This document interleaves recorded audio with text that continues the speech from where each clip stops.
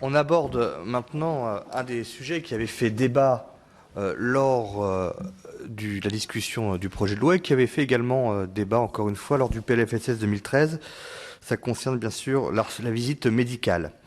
Et donc, la visite médicale attend toujours d'être transformée d'instrument de promotion en moyen d'information.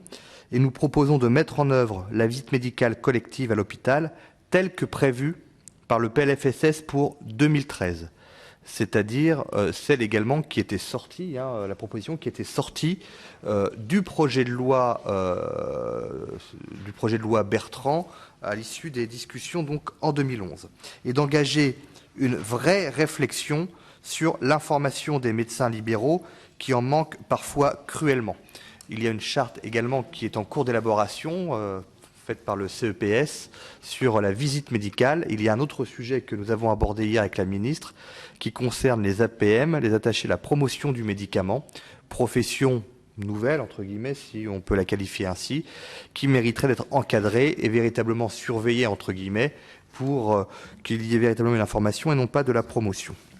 En matière de publicité pour les produits de santé, dont le régime d'autorisation est aujourd'hui plus strict, nous avons noté des difficultés de mise en œuvre. La NSM doit traiter un nombre exponentiel de dossiers déposés par les entreprises pour le contrôle a priori donc de la publicité. Peut-être faudrait-il augmenter les droits, c'est une question, liée au dépôt d'une demande et de définir les priorités dans le traitement des dossiers. Aujourd'hui, la NSM et la commission chargée du contrôle a priori de la publicité est encombrée. On peut parler d'embolisation du système parfois par les professionnels, par l'industrie, qui envoie au dernier moment un certain nombre de publicités de façon importante. Et de ce fait, la commission de l'ANSM, qui n'a pas encore tous les moyens à sa disposition pour véritablement mener à bien ses missions, se retrouve devant quelques difficultés. Alors, pour éviter, bien sûr, que certains dossiers ne bénéficient d'un accord tacite sans avoir été véritablement examinés.